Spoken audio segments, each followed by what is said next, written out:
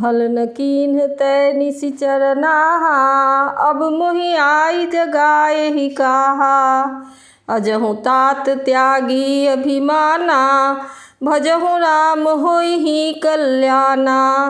हे राक्षस राज, तूने अच्छा नहीं किया, अब आकर मुझे क्या जगाया है। हे तात, अब भी अभिमान छोड़कर श्री राम जी को भजो तो कल्याण होगा। है 10 शीस मनुज रघुनायक। जाके हनुमान से पायक।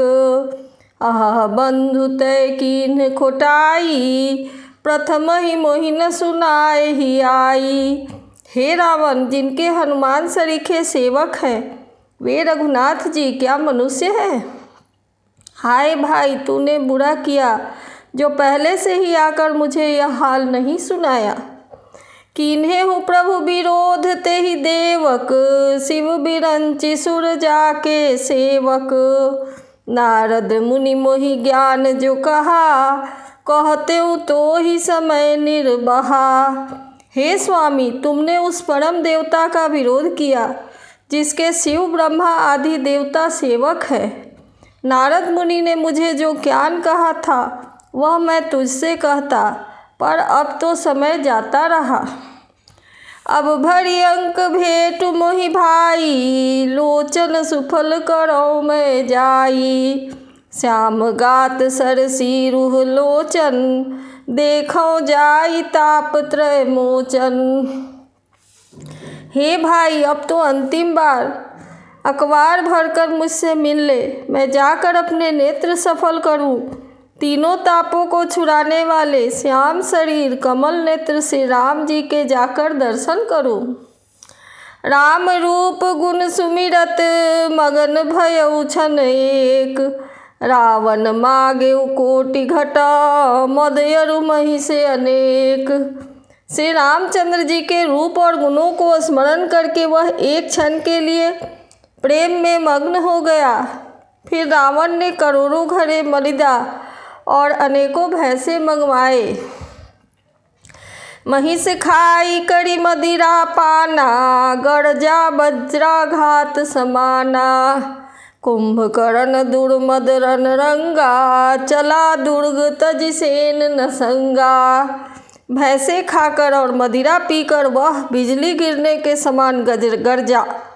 मद से चूर होने के उत्साह से पूर्ण कुंभकर्ण किला छोड़कर चला, सेना भी साथ नहीं ली। देख विभीषण आगे आयऊ। पड़ेउ चरण निज नाम सुनायऊ। अनुज उठाई हृदय तेहि लायो। रघुपति भक्त जानि मन भायो। उसे देखकर विभीषण आगे आए और उसके चरणों पर गिरकर अपना नाम सुनाया। छोटे भाई को उठाकर उसने हृदय से लगा लिया और श्री रघुनाथ जी का भक्त जानकर वे उसके मन को प्रिय लगे। तात लात रावण मोहि मारा। कहत परम हित मंत्र विचारा। तेहि गलानि रघुपति पहि आयऊ। देखि दीन प्रभु के मन भायऊ। विभीषण ने कहा, हे तात, हम परम हितकर सलाह एवं विचार कहने पर रावण ने मुझे लात मारी। उसी ग्लानि के मारे मैं रघुनाथ जी के पास चला आया। दीन देखकर प्रभु के मन को मैं बहुत ही प्रिय लगा। सुनु सुत भयउ काल बस रावण। सो कि मान अब परम सिखावन। धन्य धन्य तै धन्य विभीषण। भयहु तात निश्चर कुलभूषण। कुंभकर्ण ने कहा, हे पुत्र सुन, रावण तो काल के बस हो गया है। उसके सिर पर मृत्यु नाच रही है। अब वह क्या उत्तम शिक्षा मान सकता है। हे विभीषण, तू धन्य है, धन्य है, धन्य है। हे तात, तू राक्षस कुल का भूषण हो गया। बंधु वंश तै कीन्ह उजागर। भजेहु राम शोभा सुख सागर। हे भाई, तुमने अपने कुल को दे दीप्यमान कर दिया जो शोभा और सुख के समुद्र श्री राम जी को भजा। वचन कर्म मन कपट तजी। भजेहु राम रणधीर। जाहु न निज पर सूझ मोहि, भयउ काल बस वीर। मन वचन और कर्म से कपट छोड़कर रणधीर से रघुनाथ जी का भजन करना। हे भाई, मैं काल के बस हो गया हूँ, मुझे अपना पराया नहीं सूझता, इसलिए अब तुम जाओ। बंधु बचन सुनि चला विभीषण, आयउ जहाँ त्रैलोक विभूषण। नाथ भूधराकार शरीरा, कुंभकर्ण आवत रणधीरा। भाई के वचन सुनकर विभीषण लौट आए और वहाँ गए जहाँ त्रिलोकी के भूषण श्री राम जी थे। विभीषण ने कहा, हे नाथ, पर्वत के समान विशाल देह वाला रणधीर कुंभकर्ण आ रहा है। इतना कपिन सुना जब काना, किलकिलाई धाये बलवाना।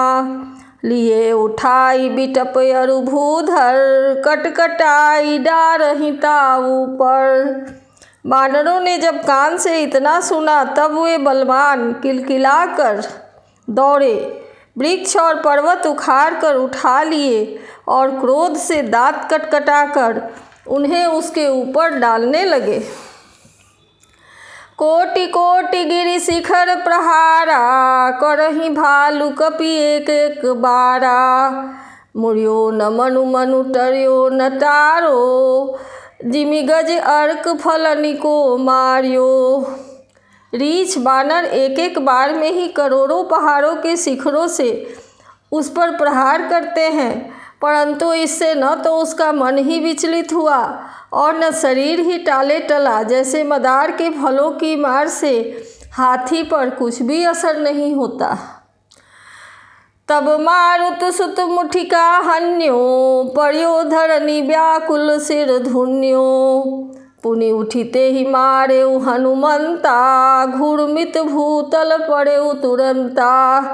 तब हनुमान जी ने उसे एक खूंसा मारा, जिससे वह व्याकुल होकर पृथ्वी पर गिर पड़ा और सिर पीटने लगा। फिर उसने उठकर हनुमान जी को मारा, वे चक्कर खाकर तुरंत ही पृथ्वी पर गिर पड़े। पुनि नल नीलहि अवनि पछारेसी, जह तह पटकी पटकी भट डारेसी। चली बली मुख सेन पराई, अति भय त्रसित न को समुहलाई। फिर उसने नल नील को पर्वत पृथ्वी पर पछाड़ दिया और दूसरे योद्धाओं को भी जहाँ तहाँ पटक कर डाल दिया। वानर सेना भाग चली, तब अत्यंत भयभीत हो गए, कोई सामने नहीं आता। अंगदादि कपि मूर्छित करि समेत सुग्रीव, काख दाबि कपिराज कहूँ चलाय अमित बल सीव। सुग्रीव समेत अंगदादि वानरों को मूर्छित करके फिर वह अपरिमित बल की सीमा कुंभकर्ण वानर राज सुग्रीव को काख में दबाकर चला। उमा करत रघुपति नर लीला, खेल गरुड़ जिमि अहिगन मीला। भृगुटि भंग जो काल ही खाई, ताहि की सोहाई ऐसी लड़ाई। शिव जी कहते हैं, हे उमा, श्री रघुनाथ जी वैसे ही नरलीला कर रहे हैं जैसे गरुड़ सर्पों के समूह में मिलकर खेलता हो।